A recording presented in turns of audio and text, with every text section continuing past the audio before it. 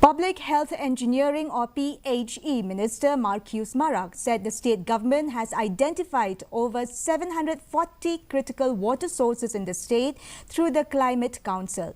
The Climate Council was constituted to mitigate climate issues. The Chief Minister is its chairperson. The major sources of water in the state had dried up recently due to global warming and environmental degradation.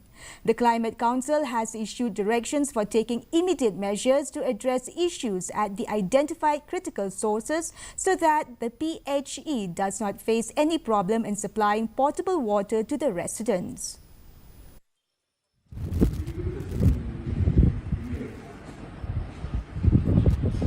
It was during the month of March, April, May.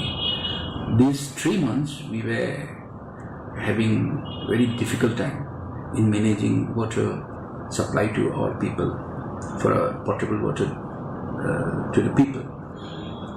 So during those times we identified the most critical sources, and it was 740 plus.